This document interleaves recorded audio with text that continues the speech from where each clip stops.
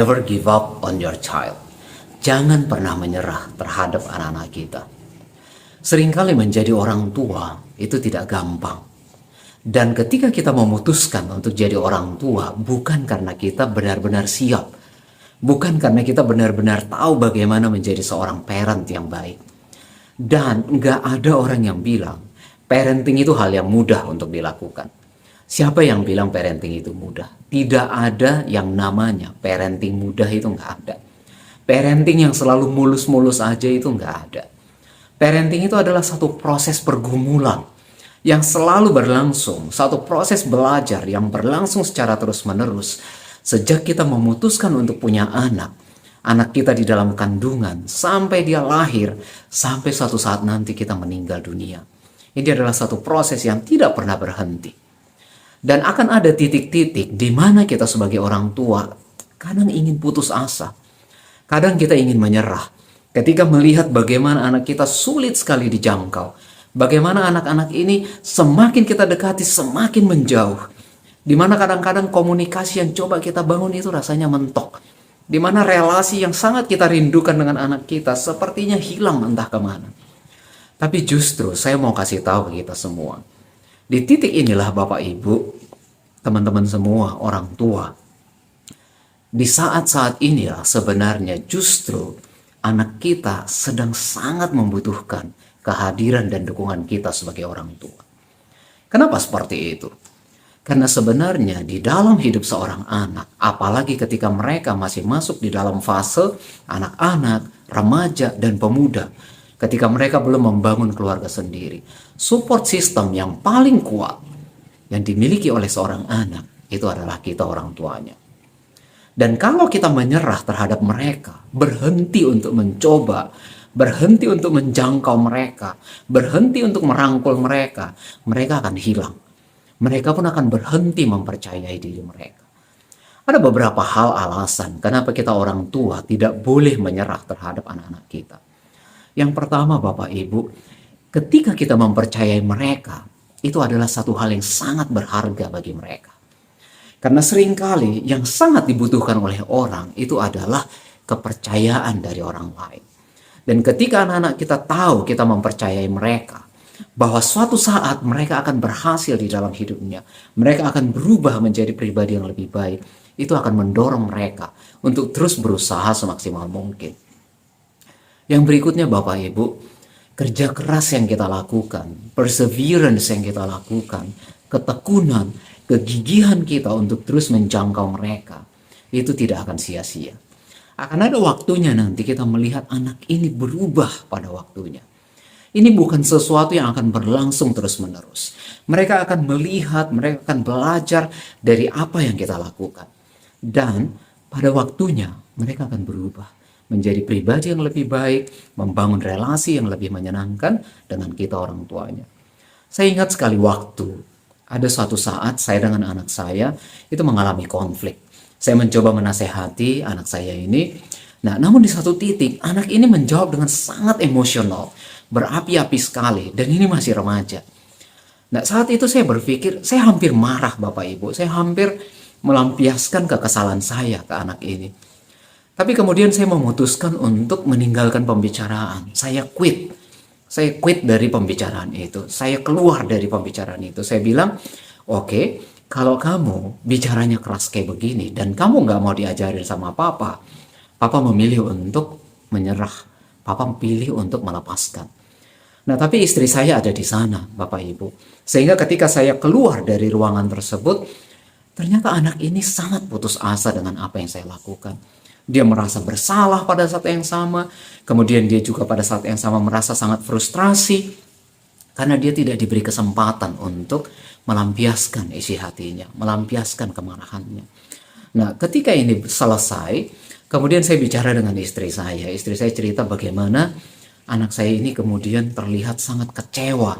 Dia garuk-garuk kepala Bapak Ibu. Dia garuk-garuk kepala terus kemudian dia merasa sangat marah, malu, dan kecewa karena papanya meninggalkan dia.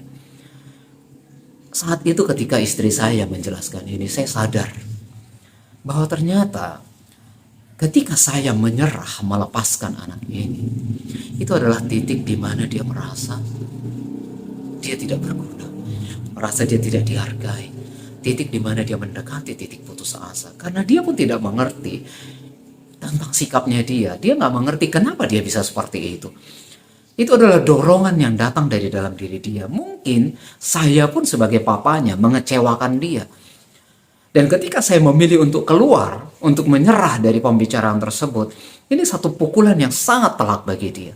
Dia merasa bersalah, dia merasa ditinggalkan, dia merasa kecewa, dia merasa tidak berharga, dia merasa dia nggak diberi kesempatan untuk menyampaikan apa yang dia ingin sampaikan. Nah, oleh karena itu Bapak Ibu, ini mengajarkan saya untuk tidak pernah keluar dari pembicaraan, nggak peduli sesulit apapun pembicaraan itu. Nah, yang berikutnya Bapak Ibu, kita harus mengerti bahwa kadang-kadang masalah yang terjadi antara kita dengan anak kita ini disebabkan oleh sesuatu yang kita tidak sadari. Nah, oleh karena itu ketika kita menghadapi sesuatu yang membuat kita merasa jengkel terus-menerus, membuat sesuatu yang merasa kok ini nggak berhasil ya, kok relasi ini nggak berhasil, kok komunikasi ini nggak bisa jalan, Bapak Ibu, kita perlu merenungkan lagi sebenarnya ada nggak sesuatu, ada nggak hal-hal yang mungkin sebenarnya menjadi penyebab dari keadaan tersebut.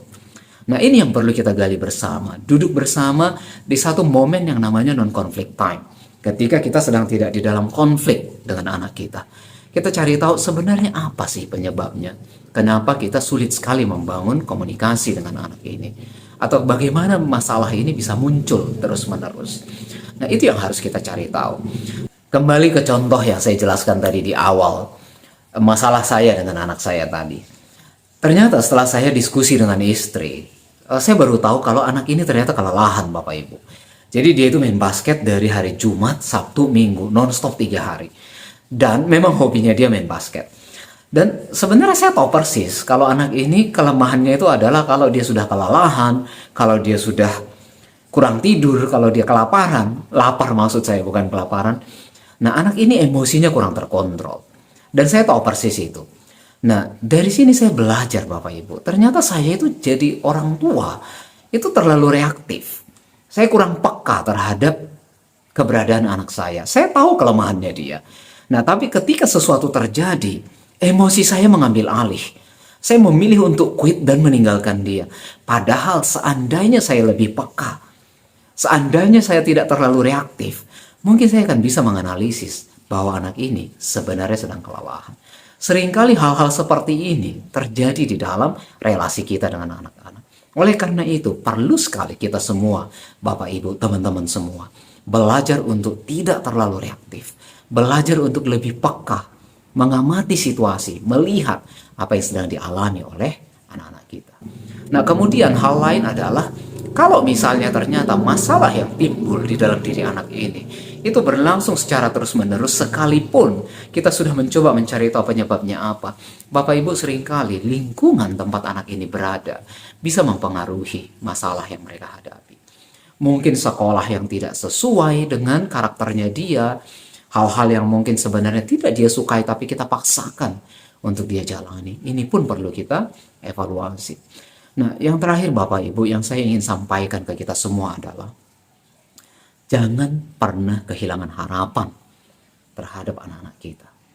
Hari ini anak kita boleh seperti apa yang ada sekarang, tapi besok kita tidak pernah tahu.